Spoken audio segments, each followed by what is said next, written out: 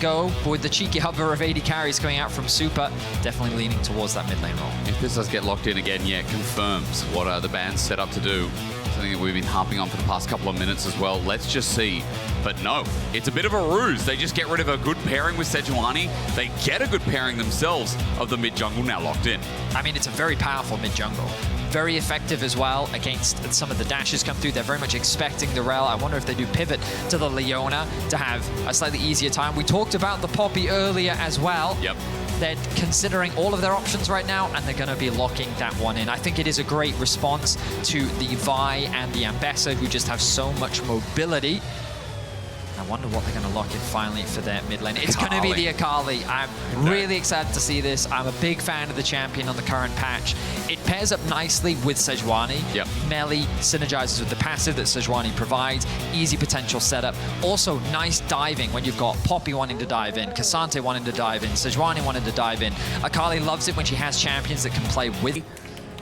Without hesitation. Yeah, no one said the first thing. Do you have? I needed to know. That's funny. Is that Jojo replying, hopefully? Yes, indeed. The good luck, have funs have come through. Welcome. Side note, GIANTX undefeated, as you can see on the top of your screen. This is a big matchup considering that GX just recently came through SK Rogue, and people are saying, yeah, that's not a hard strength to schedule, but they beat down KC, and that was their first real test to show that they deserve to be at the top of the table. And remember that in this format, the best of one stage is somewhat ruthless. Oh, yeah. And losing early can add a lot of stress and pressure, but winning early can do you wonders. Yep. 5 wins locks you a spot in playoffs. 4 wins almost guarantees it.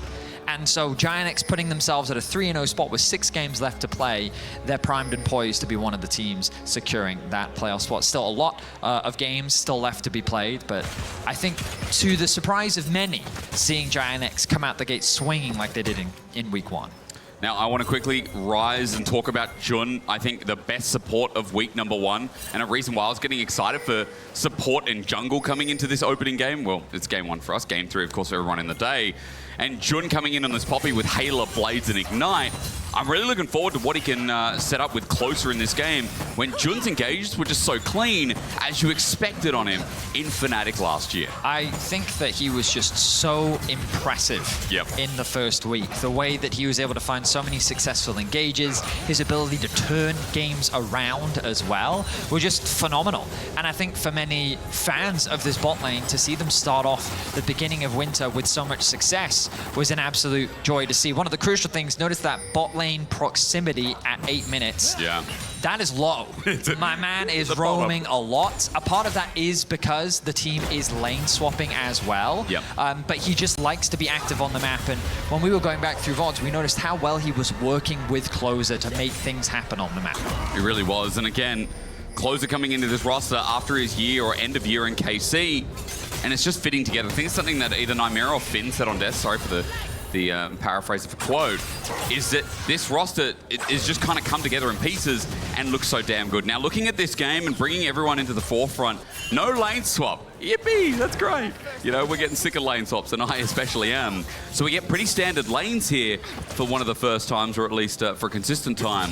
This top lane right now looking pretty good, and bot in the 2v2, pretty standardized so far. We didn't talk much about it, but the Braum lock-in for MKOI at the end of their draft, I think is great into a composition that loves to really get in your face. So many melees as well as Jun knocks back Alvaro here. Yeah, Winter's Bite sets up for concussive blows. Noah actually Valkyried in. Excuse me, that was Super. Noah's the one who takes it in the end as another concussive blow set goes through. Remember that Noah running the TP doesn't have the defensive summoner spell, but should be able to rejoin the bot lane should any poor trades come through. Boy, good lacerate there from Mirwin. Maximum damage out and lot. Takes a lot. Yeah, I was speaking to Finn about this matchup earlier, and it can definitely be quite challenging for the Cassante. You very much got to play around the cooldowns of this Ambessa, and it's why many top laners like picking it into the matchup. The top jungle duo as well of Vi and Ambessa just has so much lockdown and so much damage. Once they hit level 6, it is lethal. They're just talking about it on the desk, right? Like, it's so broken because you guarantee the setup for Ambessa, which is a very thin line on that public execution, which otherwise can whiff quite easily. They can. So, in the meanwhile, the top side of the map going in favor of Mirwin, but credit to Lot. he's going to be keeping up in farm. In fact, he's going to get ahead, assuming he can get a few of these CS underneath the tower. He will lose a few, but he's not going to be too upset about that. We take a look in the mid lane as well. We're seeing a lot more electrocute Akalis. I'm a big fan. I think that going the electrocute into the storm surge gives so much burst that a lot of people still just aren't used to from the champion, and she becomes a menace when it comes to just executing a single target. But in the early laning phase, it's going to be rough. Talia has so much more wave clear, she has a lot of poke, and you can already see that CS starting to mount in favor of Jojo. Jojo just forcing Jackie's back. He has TP, so there's no problem. Jojo's already used his as well, so that's why it looks like there's a slight advantage in the lane. And Scrub spawning in a minute. Dragons are already spawned. Now, side note for everyone out there, if you are just tuning into the new patch, reminder, First Blood is no longer part of the feats. It's 3 kills, the first 3, to be specific as well. That's one of the taglines. And also remember, if you've been a long-time LEC viewer, we are now playing on the live patch. Yep. Right, which, I mean, I'm still getting used to. Typically, we would be a patch behind, but now you get to see basically the pros playing what you get to play at home as well. A very cool change. And these first 3 kills are going to be extremely important. We'll see where they fall, as for the time being, nothing too crazy has happened. Both junglers just been prioritizing clearing, providing cover, but there could be an opportunity here in the top lane. Oh, he's only level 5, but it doesn't matter because Public Execution lands onto Lot. He puts his all out down and tries to get out, flashes away. A good lacerate to get that Drake Hound step. But the Drake is now out. It's Lot who runs back with his flash in tow.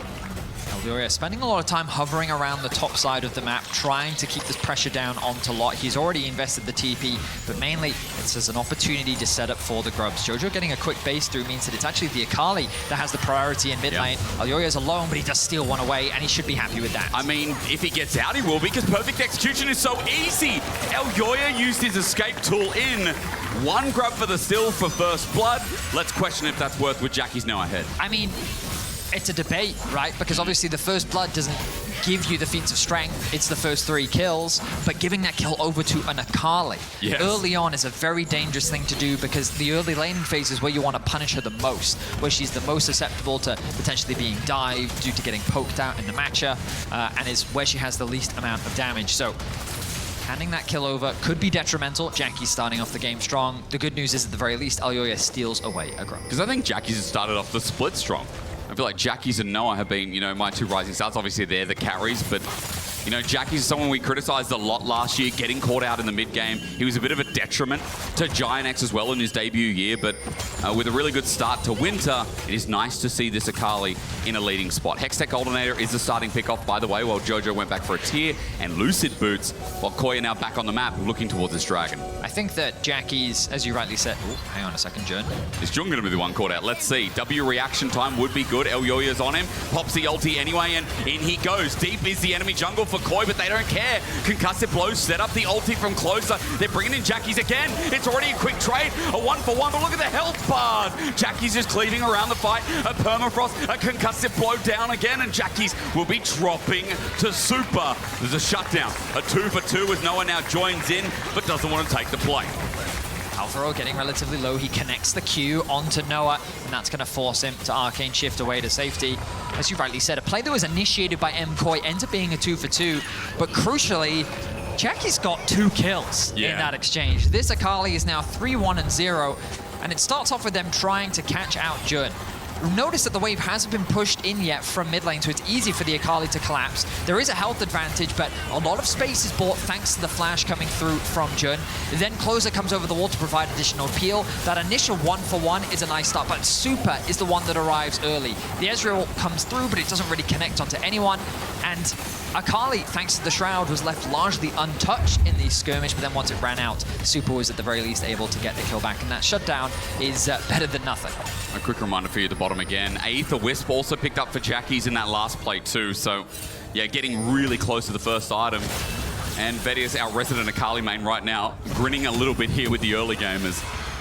I mean, he's going to get Storm Surge very soon. Oh, yeah. 900 gold is the combination cost with these 2 components, and Merc Treads on the horizon as well. Yeah. Once you get Merc Treads plus Storm Surge, with the electrocute early on, it's a lot of damage. Yep. And again, like we saw last week, Kalist didn't expect the damage. And it's something, just fucked him. it's something that that can be very scary to deal with. Now, Jojo roaming top, has the ulti, no flash available on Lot, but he does have the ulti available himself.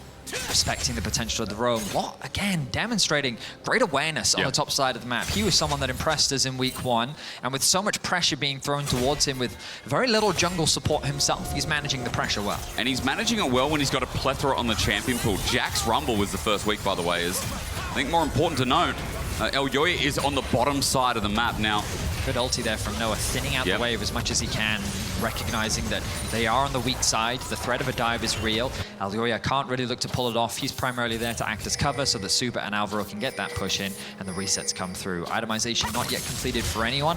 A few components getting completed, but now the swap is going to come through from MKOI. They know that the grubs are spawning in about 35 seconds. Jojo has the TP available, and they're going to be slightly ahead of GIANTX in the play just because Jackies hasn't had an opportunity to reset. I wonder if he wanted to catch that extra wave so that he could base for the Merc Treads as well as the Storm Surge. We'll see when he gets back. One.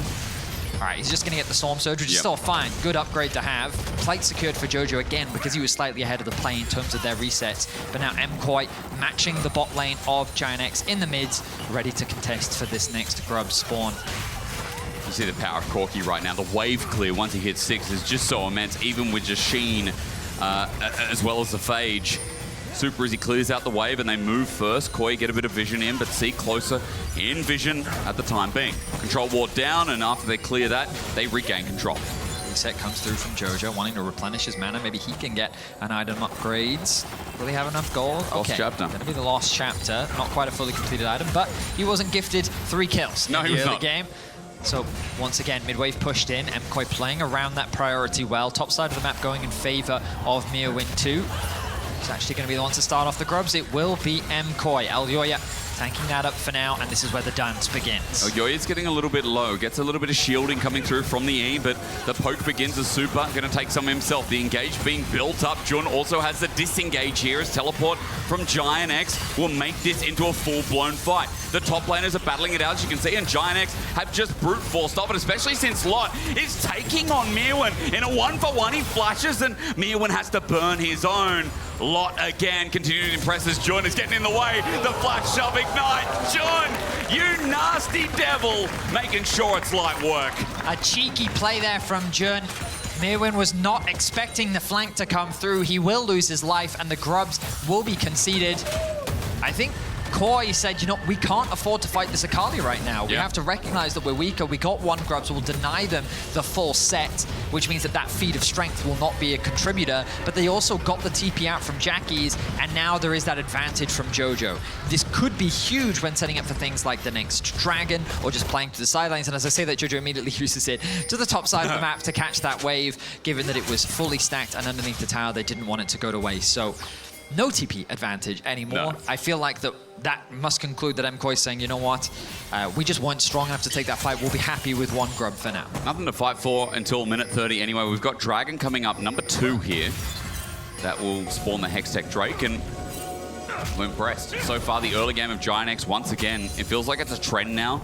Jun is everywhere. And I feel like I said this on his Rel games, Vedius. I feel like I said this on his other Poppy game as well.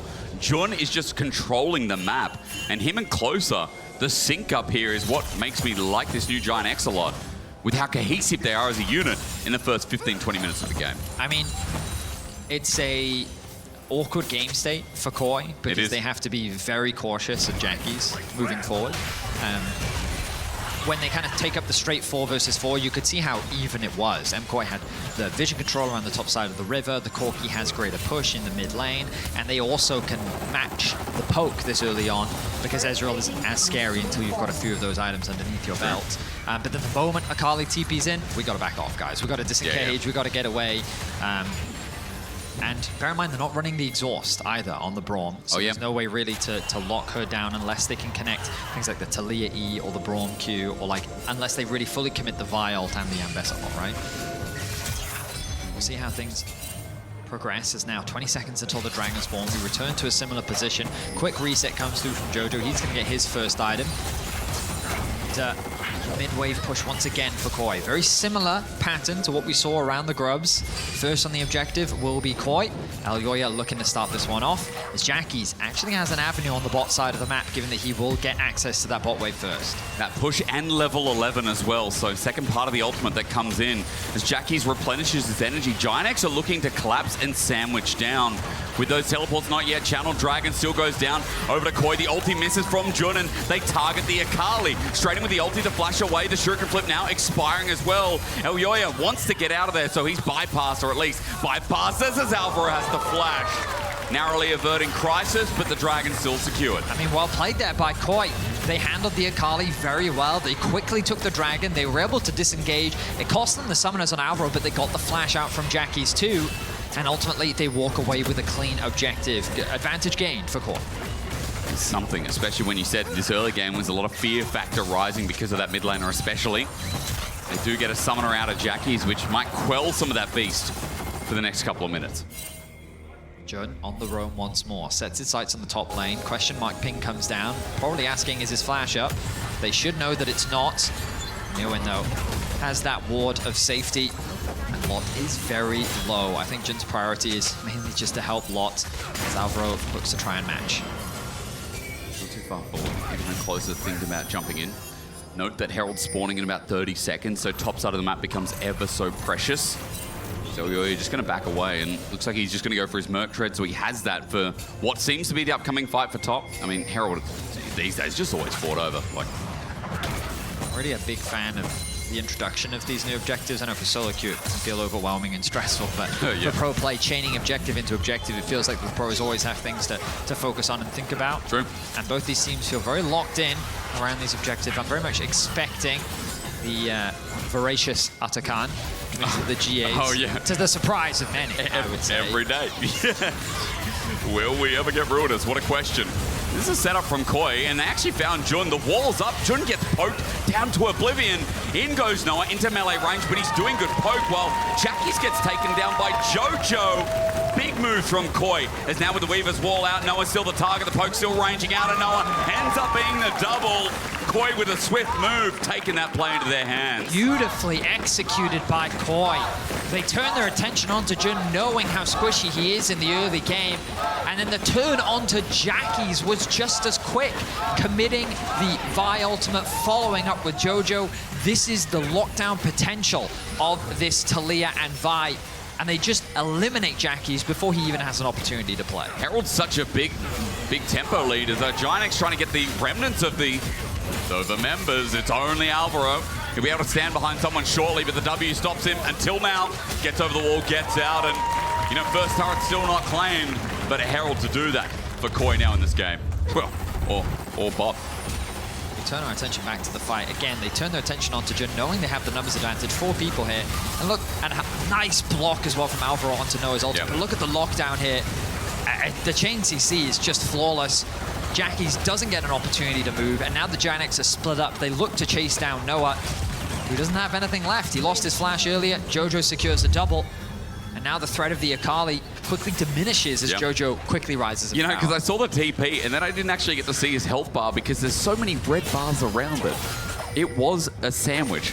And Jackie's, unfortunately, was that topping that's gone off. I don't know where to go with it, but that's why. I mean, it's a situation where you can use the lockdown to gain access onto the back line, or you can use the lockdown to prevent the Akali from playing the game. And there are pros and cons to both, right? Because you can throw everything in the kitchen sink to kill the Akali. True. But then Ezreal is left untouched, and you're kind of out of tools then to actually lock the Ezreal down later on into the fight. But if you then commit everything onto the Ezreal, are you going to have enough to keep your Corki alive? The risks of Akali having free access. Too many and questions. This is the choice that the MKOI will have to make. But in a situation like that, they didn't have to choose at all. No. They just hit the target that was in front of them. They one-shot them, and they got the Herald. Nicer when it's a little bit simpler and you can just turn your brain off, you know? And I'm excited to see what future decisions they make, because GIANTX's comp is very much about playing front to back and dive, Akali creating a lot of chaos, but mainly allowing Noah the freedom to play around his front line. And he's got a lot of it, right? Poppy also being very obnoxious to things like a Vi and the Ambassador to play. GIANTX have a solid composition to be playing around these objectives, and I think Koi want to leverage the rotations to catch people off guard ahead of these objectives. Finding a pick, finding good chunk damage ahead of the major objectives are the best way to set themselves up for success around these neutrals. controls. Like something in front of this dragon now. 30 seconds till Infernal spawns. That'll be the soul of this game. Closer is face checking. You were just talking about it. If Closer walks in, Koi are ready to snap him shut and secure that objective even more so. You're noticing how well Koi is playing around the pressure that they have, because Super just has so much wave clear. Every time we turn our attention to mid, it's Super that's pushing that one in, and then Elyoya moving into Fog of War, an area that he and Alvaro have already swept for vision, and it's forcing this darkness to appear on the map. The GIANTX have to face check, and as you rightly said, it becomes a very scary place to check. Almost stopping the backup while GIANTX commit to this top turret. Looks like they're just going to be trading sides of the map while second dragon for Koi. And what I've noticed after that last play too is the fact that, you know, that mid that was so far ahead, good try, good attempt here from Noah, is now in JoJo's favor. Yep. And remember, Jackie's got those 3 kills so early on that it was almost a 1K gold lead. The fact that it's flipped is a testament to how Koi have played their draft, how they've found their picks in this game. That felt like it was starting to run out of hand. Seraph's also going to provide a hefty shield. Oh, to help mitigate that kill threat that Jackies would have. You'll see the matchups right now. They've actually moved Jackies over towards Mirwin on the top side of the map. The shielding is going to help a lot when it comes to those short trades that Akali's looking to try and take. But ultimately, MKOI is very happy with how the game is playing out right now. Good pressure along the side lanes. Jackies, you can see, like, the trades aren't easy against a bruiser on the side lane, and this is making it harder for GIANTX to gain access into the river. You see wards, control wards littered throughout the map in favor of MKOI, and what was a scary start has been a very controlled and steady game that has been well played by Koi so far. And I see Super as well with the 1K gold lead. I mean, you talk about controlled. I see a Corki that is consistently prioritizing drafts for good reason. This champ is just so strong at the moment. The range is going to start coming into foray as well. So forget the Ezreal. Start thinking about the guy in a flying pirate ship. As for Koi, they're sitting around Atakan. 21 minutes into the game, Baron's not spawned in conjunction with it, but they're trying to control this river as GIANTX edge a little bit closer towards us. Lot, you said, is coming in closer, flashed in with his ulti, and I just talked about how big Super is. Alvaro blocking in front of his AD carry because he had to. Jordan sends him against the wall, but is it too far? Elyoya popped away. No! The backline was, so for GIANTX, now they've got to win this fight. The all-out from Lot takes Mirwin, who goes too far. I think he's going to dismay them further, but Lot has to clean up in the backside. Jackie's rather to do that on Alvaro. The Storm Surge was close. So for GIANTX, it looked messy, but it was only a 1-for-1. Yeah, I'm surprised that ended up being only a 1-for-1. The rest of Koi were able to collapse quickly enough to make it harder for GIANTX to find that pick. What's crazy is Super didn't even use any summoners in that collapse. He just reacted to the Sejuani ultimate with his W and was able to create enough space thanks to Alvaro providing the protection that he needed. Blocking Lock, preventing him from locking him down, and creating enough space that gave Super the freedom to get out of harm's way. I mean, again, that was a little bit sketchy because for GIANTX, it looked like such a pick, such a poppy ult. But Koi survive a long time. So for GIANTX, only a 1-for-1 after using 1, 2, 3, 4 ultimates, a couple of summoners in harm's way as well. For Koi, let's see what they can do with the Herald here, and then abuse some of those cooldowns. Strength, of course, is secured by Koi. You can see the boots upgrade actually coming through from JoJo. They're trying to escort the Herald into the mid lane. They are. I think they're going to get it in range. That they will. That's going to be a tower secured. Oh, seismic shove close. The turret's down now. Oh, you're thinking about going in. I think it would be a little too ambitious to make that play. You'd be going way too deep, especially given the positioning of Mirwin there. Look again how they control the Fog of War, looking for picks, trying to poke away at GIANTX.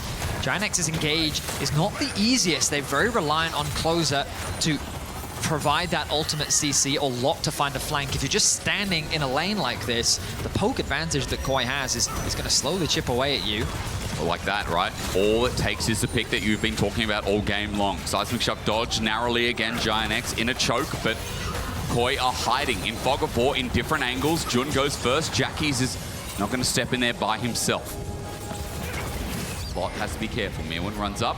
GIANTX run back. It's a tense affair because right now the only objective to play for on the map is Atakan, and I would say that MKOI is spending a lot of time just pushing in mid-wave, not really converting it into anything. They'd love to reset, replenish some of their wards, probably spend some of the gold that they're likely sitting on. See him. But the problem with conceding that is this mid tower is still available, and GIANTX have set their sights on it. The reset has come through from Noah as well. I love it. We've got so many objectives. Teams are like, you know what, we need to fight here because then we can go wherever we want.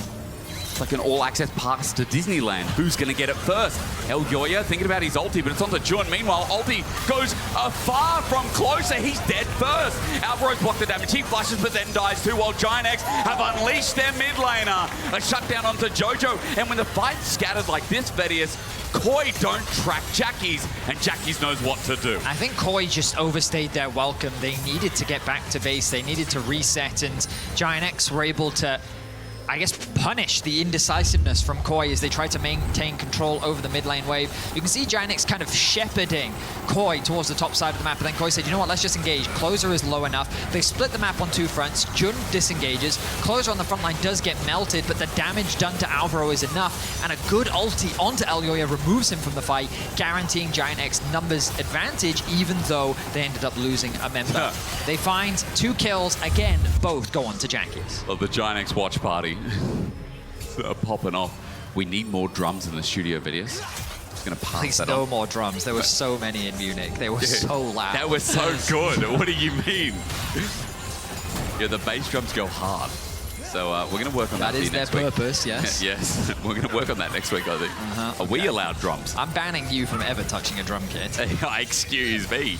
You forgot to debut my secession to the LEC ban. Okay. Well, moving on swiftly before you can pursue that any further. That's a shame. Notice that Mirwin is going to push in the bot wave, rotate up to mid. They're looking for a potential flank angle, but there's no one there to flank. It's an easy push coming out for Koi, as GIANTX is now the one being shepherded towards the top side of the map. They do have decent vision on the top river, but there's no one ready to catch this wave. Lot is going to be forced to come up and catch it. Akali continues to push in that top tower, but notice, we haven't talked about it, no outer towers have fallen for Koi. Onto Noah, pulls that cease and desist, but he arcane shifts away from the flashback from Jojo Pyun. GIANTX have gotten out. Now they're playing their own version of front to back as Jackie's about to come in. Watch the Akali with flash and ulti available to Shuriken Flip to help Noah secure the kill. Alvaro was the front line, but now he's dead. A bit of an overforce on the dive. They thought that they had caught Noah out, but the idea is Vi plus Ambessa, but Ambessa wasn't there. There was no reliable follow-up, which means that Noah was able to just arcane shift away to safety. And now they're on the wrong side of Summoner's Rift. Koi have just walked into the trap, but Jackie's now, as he walks towards Super, knows that he can pick the angle. Lot running in first. He flashes, he slows, and Super's just going to die. But to who? It's Jun in the end, as Koi are making mistake after mistake, and GIANTX are just picking apart the pieces at the seams. No one's going to take the rest of the right side here, while the left burns, but look at him go. The new 80 carry of GIANTX is roaring into fire, ready for that 4-0. A single overforce from Koi turns to disaster as GIANTX keep all 5 members alive and will even convert it into a Baron. I think they even have enough time to get an Arakan to boot, so with a Baron buff plus the GA from Arakan, this feels like that this game is may as well be called done. It really should be, shouldn't it? I mean, a couple of good moments from Koi, but the last couple of fights, the last couple of picks, this GIANTX roster has made Koi dizzy. And even though they're going to try and get towards this Arakan, it's going to be dead before they resurface. Teleport being used towards bot. The best MOVISTAR Koi can get right now is that third Drake. Used a lot of their tools to try and lock Noah down, but we talked about the risk of leaving the Akali unattended, and you'll see, look at the minimap here. Ambessa is nowhere near the team. He's actually hovering around the Raptors, debating if he should even be with them. Then they collapse onto the Ezra. A good ulti onto the backline from Closer stops Jojo from being able to follow up, and bear in mind, Akali hasn't joined the fight yet. So once Alvaro gets taken out due to the damage from Noah, now it turns into a 4v5. And why shouldn't GIANTX be confident about forcing this fight? They know they have the numbers advantage. MKOI have just used a bunch of their tools to try and find a pick. Super forced to flash. And now they were able to win out on the fight, and they set their sights on the Nexus of Core. And with this Red Bull Baron power play, it's just going to begin here, maybe even end through mid. Close is going to withdraw, but remember, Arakan buff, so they're going balls to the wall, all free for all. GIANTX withdraw after withdraw, but that's 1 kill. And even though Koi are getting 200 gold a pop, look at the damage being done. They still get 1 in the bag, and Lot in the end going to try and make it too, but Atakan used to open up mid. I mean, overall, a well-played fight from KOI because they ended up only losing a single member. And the worst-case scenario is you lose 2, maybe 3 members, and then, of course, GIANTX are already back out onto the map, looking to put some pressure down.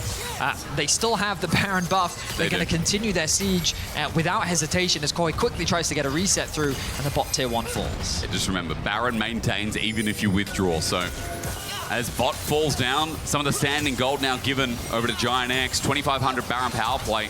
And it looks to be the next play as Jackies are just shepherding mid. Now the level 16 Akali feels untouchable with Zhonya's and that much harder to respond to. Yeah, I mean, the dive from GIANTX is now that much scarier, right? You've got 3 fully completed items on lot. He's incredibly tanky. Second item finished for Closer.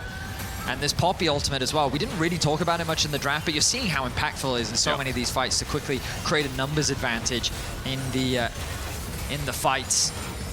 GIANTX playing the 4-1, leveraging the power of the Baron. I love Baron. The Baron utilizing the cannon is what I meant to say. So wait, hang on. A cannon with Baron is a Bannon. Yes, it is. Thaddeus Andrew Day. It used to be that as well when we had Banner of Command, and you'd use it. You called it a Bannon, did you? Well, no, because that would be weird. But a cool name in hindsight. It is a cool name. Jackie's you don't normally do cool things. Chunked heavily. I think he might be dead. Yeah, let's ask because he still has Zhonya's. Yes, he does, but he's at 1 HP. Ooh. Perfect execution. Thaddeus, that's why you never say never. Justin Bieber taught me that. What is it? What is it? Something about the Bannon again? I wasn't expecting that. I don't like the music, but I like the life lessons. I mean, the good news from KOI is that they're able to stem the siege. The tier 2 towers remain alive for now. And Mirwin is able to force Jackie's back. He didn't end up burning his flash. But now this is MKOI's opportunity to find another way back into this game. Of course, their lockdown, the Vi and Bessa combo is still there. We haven't seen it utilized yet in this game, but Fnatic leveraged that combination to be able to find a pick in their previous game of the day and turn the game around entirely.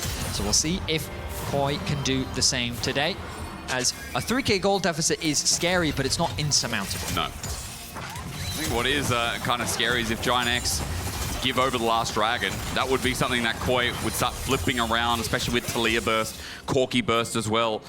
A little bit worried here though, because even as Knight's Vows picked up there, almost lost the name from Alvaro, that he gives to Super. This game so far, Jackie's has started to run amok in the back line. Noah as well with his volatility, versatility, and mobility. Just like long words, Vedius.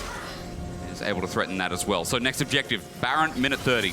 Dragon lines up with that timer as well. And remember, GIANTX can't afford to give KOI that infernal soul here in this game, because that's when that turning point starts to rear its head again. Playing with confidence. I've been seeing a lot of great Ezreals this week. Yeah, you were highlighting Smash backstage. Super impressive Ezreal performance. Would highly recommend people check that game out. You said it was one of the best you've seen. You've watched genuinely, Ruler and... It's one of the best Ezreals I think I've ever seen. He was just playing with such crazy confidence. Yeah. His Qs, they looked like they were targeted, man. Like it was disgusting. Noah, they're doing a great job in this game. 4-1 and 3 scoreline, working with Closer. It's crucial here that Closer's playing with him to provide that peel. True. Because remember that MKOI, they have such great dive that there's a world where Eljoya could come out of the brush at any moment, throw out that ulti, Mirwin quick to follow. So it's crucial that Closer and Jun are just in the area for Noah to provide that poke down, and he has that extra bit of protection with him. Now the fight for the mid-wave control comes through. Yep. Damage on the Closer though. Remember, it won't matter too much. It takes a little bit more to get through as Gristle and Sedge just hold their ground. For GIANTX, they're on the Dragon side of the map. That's spawning in 3 seconds. They're where they want to be, but look at the mid-wave. Jojo, he has inside access. GIANTX are being stretched for time here. Very smart from the mid laner of KOI as Closer's ult does not connect. So there is a Glacial Prison and a Tomb now down in Gloom. GIANTX against the wall. Flash, it's a double, but they're against it and in a hard spot. GIANTX, 5 members, shifting gears now. That mid-wave gonna be an issue again from Jojo, and KOI are playing with the push and pull quite well. Yeah, a great call out there by Hysterics. Is the amount of pressure that's being put onto GIANTX right now is a very difficult thing to manage. The Baron is alive as well, but GIANTX, they can't afford to concede control. Eljoya looking for Noah. They want to play with numbers because Jackie's had to go and get the wave. Now that he's back, though, things become precarious. Jackie's thinking about an angle. The ultimate's still on cooldown, though. They found him, though, and going golden, he buys a bit of time, but a Shuriken flip out is the question. He flashes instead. So, flash from the mid lane carry is big, as the Poppy ult was also used by Jun to disengage Jojo and Alvaro. Elyoya's ultimate being down, though, is crucial for the lockdown potential that MKOI offer. Lock quickly, Jun? looking to go back. Okay, waiting for that shot to be more impactful, but GIANTX not going to fully commit. Both teams on an edge here as teleport's going to be used. The Dragon going to be started off. That's melting pretty quickly. Koi setting up to get themselves the Soul. True Shot Barrage isn't bad. Lot's going to frontline this, but Soul will just be taking TP in the back as Infernal might just be given over. A big steal needed from close, but he doesn't get it. Infernal Soul for Koi is bonus stats for the fight, but now up against the wall. A Glacial Prison is trying to scrape. Jun is there. They can't escape, but their health is okay. Infernal Soul's done a bit of work as Mirwin now runs out to the charge, and Lot is dead. Jackie's gets to the back line. He's got Permafrost. He misses the Shuriken flip, jumps into his shroud, gets out the perfect execution, but you can see that Noah is the only one alive for good reason. He's done the damage, he's done the poke, but Koi have won the fight so far. Elyoya with a Vault Breaker. Flash away by Noah. Poke's still there. Range is good. Jackie's hits nothing but the Shuriken flip. He will not return. Koi are still in this game, and now they've got the pain of the Infernal Soul. An exceptional dance from Koi as they're able to secure the Soul and win out the fight. You look at the coordination, the TP comes through from Jackie's trying to get a flank angle, but too much time is spent. They can't get inside the pit. They're zoned away, and it's secured by Koi. Alvaro blocks a lot of damage. Jackie's is looking for a good angle, but the earth is making it so difficult for Jackie's to really get involved in the fight, so they're just playing the front to back. They're leveraging their range. They take out the front liner first. Jun can't really commit to the fight. Noah and Mirwin end up in an exchange on the side, and while Mirwin does fall, the damage has already been done. 3 members survive on the side of Koi, and the Soul is secure. And even though Jackie's has 2.5k gold lead, as you said, the Unraveled Earth, Jojo Pyun in the fight is becoming hard to navigate. Koi are fighting so hard for this game. GIANTX might be undefeated, but remember that Koi were favorites coming out of week 1 despite their loss to KC in the end. And this team that people are getting excited about, let me just tell you, not too bad of a showing here today despite getting picked off in a couple of those fights. It's 35 minutes into the game. Barons now spawn, and they like their 5v5 as Elyoya is the first target. Closer gets a good ulti, though, onto Super in the backline, and everyone's running in. GIANTX getting frontline, though, and Super is tearing them to pieces. Jojo did a bit of work there. Public execution fails from Mirwin, but Koi had the leg up. No enemy jungler. The follow-up just didn't come through. Closer got focused down quickly by Koi, and with this frontliner gone, no smite is available, and Koi turn their attention to the Baron. It's going to go down pretty quick. Noah has to 4v5 this with the rest of his team. The poke from Super hurts like hell. True Shot Barrage dodged away from 7k. Look at it go down as Noah continues to poke out. The Weaver's Wall zones them out. And at 3k, 1500, Smite's still enough. Mirwin zones them off. He's in deep, but GIANTX are backing off. They still can't take the fight. And Koi, no. They're in with a big chance in this game again. A fight that was forced by GIANTX turns awry as Koi are able to hold the line and secure the Baron as well. We talked about how that 3k gold deficit was not insurmountable, and just like that, it has disappeared.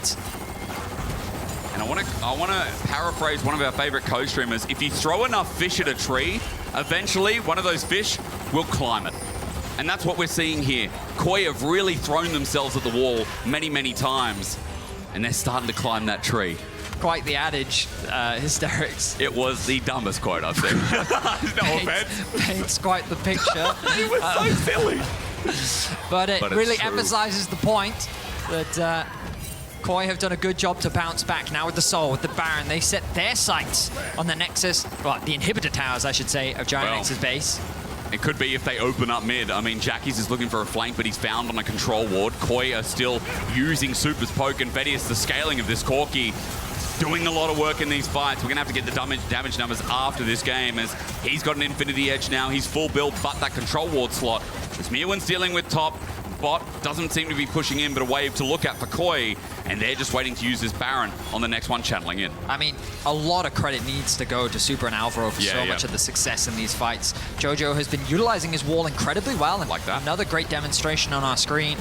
The Unraveled Earth doing some serious work to make it harder for Jackie's to play as well, and Koi keeping the flanks wooded in case of any potential deep TPs that could give access for this Akali to attack the back line. 1 tower falls, 2 tower falls, 1 inhibitor, another soon to follow.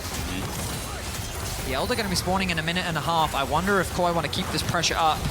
Thinking about it. Super's run out of rockets though. Next minion wave coming in. Cannon's going to start doing work to the Nexus turrets.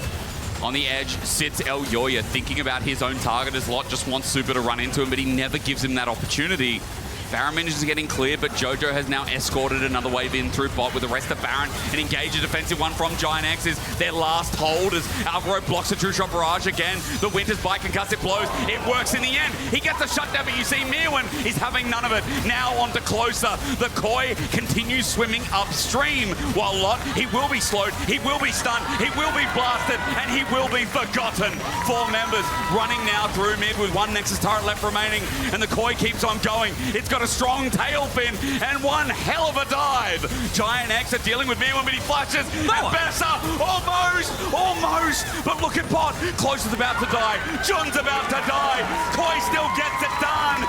And in a thrilling conclusion, take down the undefeated GX. An impressive bounce back from KOI. They played out the game.